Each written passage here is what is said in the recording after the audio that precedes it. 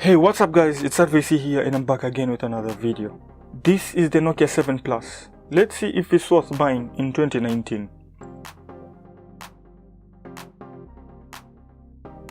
The Nokia 7 Plus design is awesome.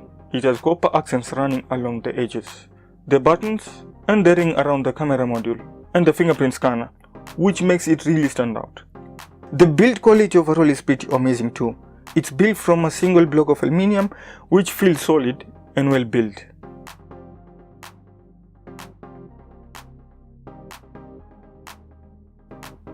First, we need to understand this is a mid-range smartphone. It's powered by an octa-core Qualcomm Snapdragon 660 chipset with Adreno 512 GPU.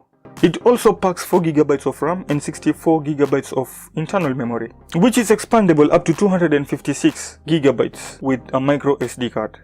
It runs on the latest OS, which is Android Pie, and since it's part of the Android One, you should expect updates from time to time.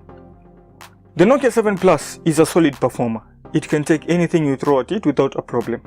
Apps open with no lags and switching between apps is smooth as well.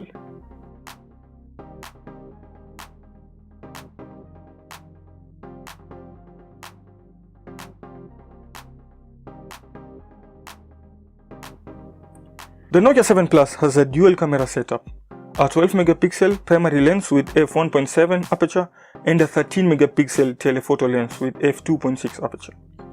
The camera manages to take some great images in daylight with crisp colors and good amount of detail. In low-light conditions, some noise does creep in, but thanks to the f1.7 aperture, the camera manages to capture a good amount of light. The camera also supports 4K recording at 30fps. Too bad there's no optical image stabilization, but electronic image stabilization is available for 1080p only. The Nokia 7 Plus comes with sufficiently large 3800 mAh battery, which supports fast charging too. The overall battery life is pretty good. Even with heavy usage, the battery should last a whole day. The well-being feature also optimizes the battery performance. It tends to drain less juice since the screen changes to black and white.